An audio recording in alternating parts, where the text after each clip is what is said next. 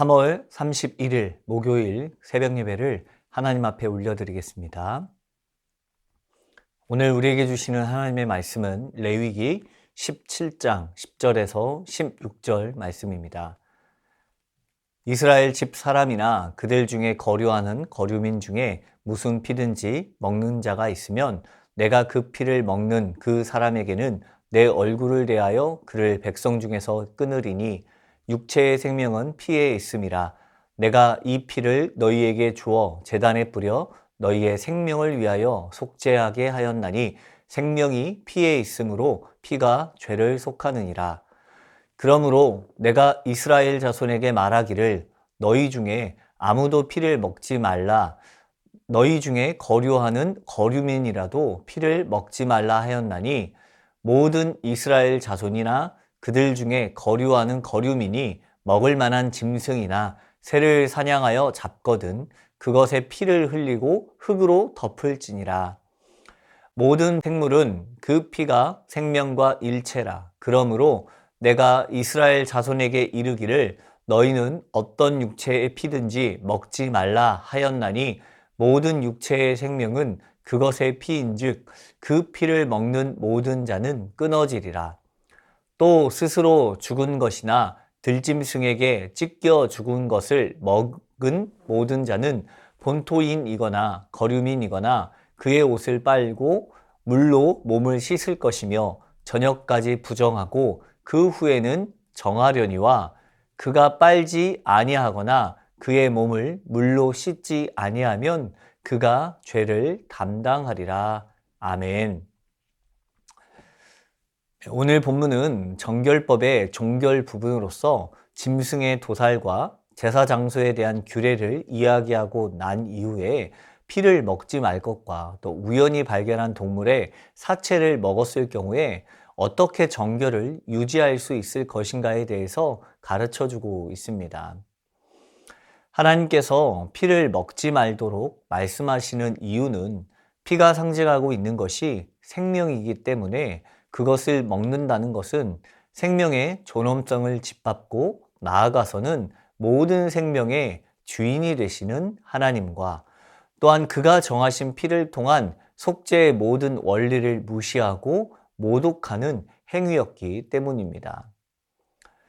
성경에 피를 먹는 행위에 대해서 특별히 금하고 있다는 사실에 대해서 본문 10절에서 또 14절까지 말씀을 보게 되면 무려 5번이나 먹지 말라, 또 먹게 되면 그를 백성 중에서 끊으시겠다라고 말씀하고 있습니다. 이 본문에서 어떤 피든지 먹는 자가 있으면 이라는 표현에서 이것은 피만 먹는 것을 말하는 것이 아니라 어떤 형태로든지, 즉 마시든지 또 고기에 섞인 것을 먹든지 어떻게든 피를 먹는다면 이라는 뜻을 가지고 있습니다.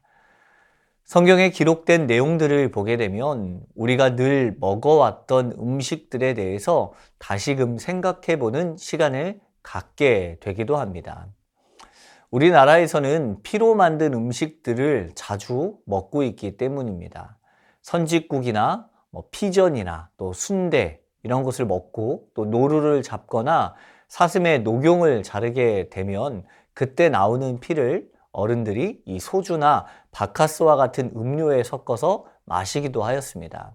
대부분 많은 사람들이 피를 직접 섭취하는 것이 건강에 도움이 된다고 생각하고 이 피를 먹게 됩니다. 하지만 실제로 피를 직접 섭취하게 될 때 건강에 이로운 것보다 해로운 경우들이 더 많이 발생할 수 있다는 것, 그것 또한 염두에 두어야 할 것입니다. 성경은 피를 먹는 일에 있어서 어떤 경우라도 그것을 금지하고 있습니다. 살코기에 있는 피든지 또 요리한 피든지 그리고 그것이 어떤 종류가 되었든지 이 피는 먹지 말아야 한다고 이야기합니다. 그리고 피를 먹은 사람은 하나님으로부터 직접적인 형벌을 받게 되며 하나님의 진노를 촉발하게 되어집니다. 피를 먹는 일을 금지시킨 이유는 오늘 본문 11절에서 발견할 수 있습니다. 그것은 바로 육체의 생명은 피에 있기 때문입니다. 하나님께서는 이 피를 우리에게 주어 제단에 뿌림으로써 우리의 행동을 위하여 속죄할 수 있도록 피를 주셨습니다. 피는 곧 생명이기 때문에 피로 죄를 씻을 수 있는 것입니다. 생명은 하나님의 소유물입니다. 때문에 사람이 생명을 함부로 대할 수 없는 것과 마찬가지로 사람은 피를 함부로 할 수 없고 반드시 하나님께 돌려드려야 합니다. 이 피에 대한 말씀을 보게 되면 복음에 있어서 가장 중요한 내용이 담겨져 있습니다. 그것은 바로 우리가 피로써 구원을 받았다는 것입니다. 바로 예수 그리스도의 십자가의 피로 인하여 우리가 구원받았습니다. 예수님의 피 흘림에 그 은혜가 없었다면 우리는 죄악 가운데 속죄함을 입을 수 없었을 것입니다. 단순히 피를 먹고 마시는 문제가 중요한 것이 아니라 피가 의미하는 것이 무엇인지를 바로 아는 것이 중요합니다. 예수 그리스도께서 십자가에서 죽으심으로 말미암아 우리의 모든 죄는 속죄함을 받았습니다. 더 이상 죄의 속죄를 위해서 피 흘림이 필요하지도 않으며 또 피를 먹고 마시는 문제가 죄의 문제로 중요한 것이 아닙니다. 그렇다면 율법에서 말하는 피를 먹지 말라라는 명령이 지금 우리에게 어떤 의미가 되어질까요? 피는 생명을 의미합니다. 하나님께서 피를 통해 우리에게 생명을 주셨고 또 그 피를 통해 죄사함을 얻을 수 있게 하셨습니다. 그리고 예수 그리스도의 피 흘림을 통하여서 우리는 모든 죄에서 자유함을 얻게 되었습니다. 그렇다면 이제 믿음 안에 살아가는 우리들의 삶은 더 이상 죄의 영역에서 피 흘림이 없어야 합니다. 내 죄 사함을 받기 위해서 그 어떤 피도 흘림이 없이 오직 주 예수 그리스도의 이름으로 죄 사함을 받고 또 그 은혜로 살아가야 합니다. 하지만 오늘 우리는 어떻습니까? 십자가에서 모든 물과 피를 다 쏟으신 그 예수 그리스도의 보혈의 능력이 아니라 아직도 죄 사함을 위하여 또 다른 피 흘림을 요구하고 있지는 않습니까? 예수 그리스도의 피 흘림의 은혜를 별로 대수롭지 않게 여기고 그 피의 의미를 함부로 여기고 있지는 않습니까? 예수님의 완전함을 누리지 못하고 계속해서 다른 대안들을 찾고 살아가는 것이 우리의 모습입니다. 세상이 말하는 기준이나 내가 할 수 있는 노력들, 또 수고들, 또 다른 헌신을 통해서 예수 그리스도의 피 흘림의 은혜를 지워버리고 나의 노력과 나의 수고로 다른 것들을 대신하려 하고 있는 것입니다.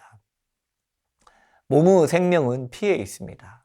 그리고 그 피로 인하여서 우리는 죄사함을 받았고 그 피로 인하여서 새로운 생명을 누리게 되었습니다. 오직 그 예수 그리스도의 피로만 죄를 씻을 수 있습니다. 그렇기 때문에 피는 더욱더 소중하고 큰 능력이 있는 것입니다. 오늘 우리의 삶에는 예수 그리스도의 보혈의 능력에만 생명이 있음을 기억하길 원합니다. 세상의 것들이 우리에게 생명을 주지 못합니다. 이 세상의 다른 그 어떤 것들이 우리의 죄를 사할 수 있는 능력을 가지고 있지 않습니다. 오직 예수 그리스도의 보혈의 능력이 우리에게 가장 소중한 능력이고 죄사함의 능력이 있음을 기억해야 합니다. 그분만이 우리 삶의 가장 소중한 분이시며 그분만이 모든 죄악으로부터 우리를 속죄하실 수 있습니다. 예수님의 보혈의 능력이 모든 성도의 삶을 새롭게 하며 그 삶을 정결케 하는 것입니다. 14절에 모든 생물은 그 피가 생명과 일체라고 말씀하고 있습니다. 우리는 오직 예수 그리스도의 보혈의 능력 가운데 예수님과 하나가 되어야 합니다.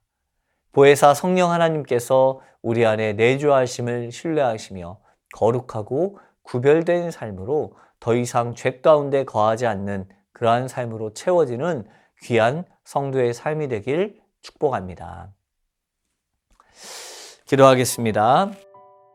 말씀을 붙들고 기도합니다.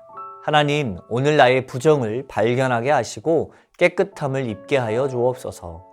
매일매일 말씀 앞에 나 자신을 돌아보게 하시고 죄를 깨끗게 하기 위해서는 어떠한 희생이라도 감내할 수 있는 결단을 품게 하옵소서. 예수님의 희생을 기억하며 거룩의 삶을 살아낼 수 있게 하옵소서.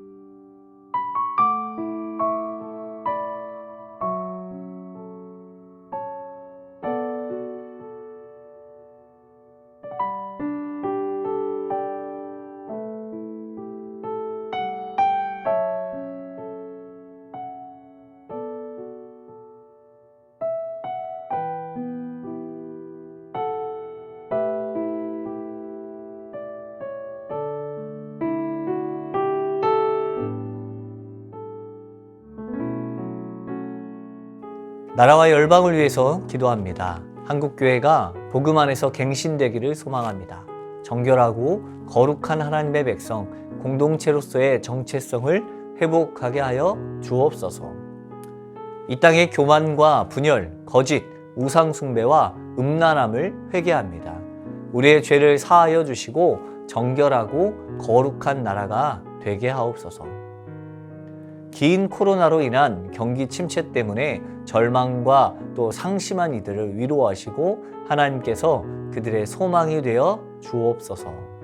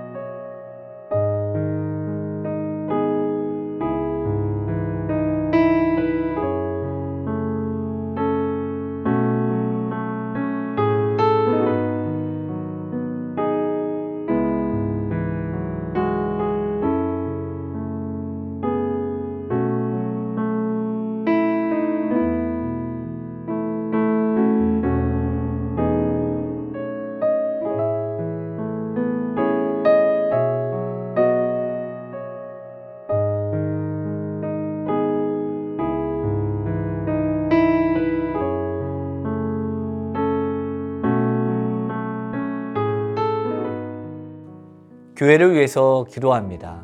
다음 세대가 성경적 세계관으로 양육받아 이 세대를 본받지 않으며 말씀 안에서 소망의 이유를 발견하여 주를 따르게 하소서. 시작되는 새순학당을 통하여서 참여하는 모든 성도들과 교역자들이 성령의 능력 안에 새로워질 수 있는 은혜가 있게 하옵소서. 광주 새순교회가 예수님께서 주인 되시고 이끄시는 교회 되게 하소서. 우리의 사역, 기도, 전도, 관계를 주님께서 통치하여 주소서. 모든 성도들이 하나님을 경외하는 마음으로 예배하게 하시고 예배가 삶이 되고 삶이 예배가 되게 하옵소서.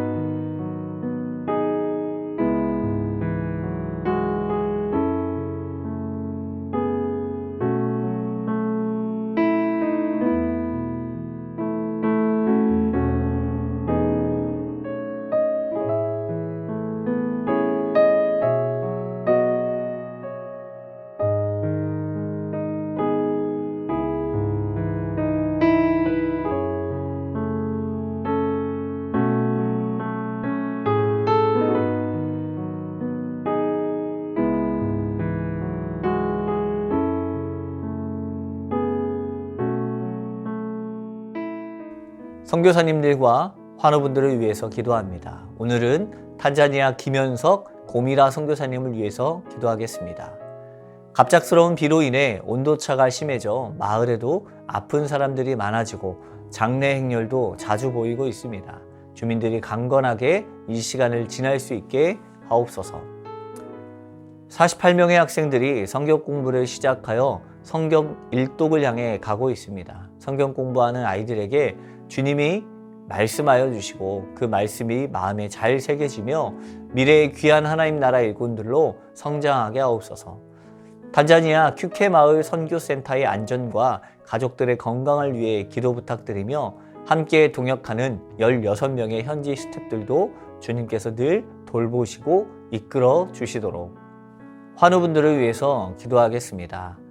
추명우 성도님, 추승민 형제님, 문현자 권사님, 이춘실 집사님, 김인혜 집사님, 최혁기 성도님, 이길태 집사님, 김찬준 집사님, 김영자 권사님, 정승금 권사님, 김봉남 권사님, 박광순 집사님, 박문천 집사님, 정성혜 집사님, 어머님을 위해서 우리 선교사님들과 환우분들을 위해서 함께 기도하시다가 개인 기도로 나아가겠습니다.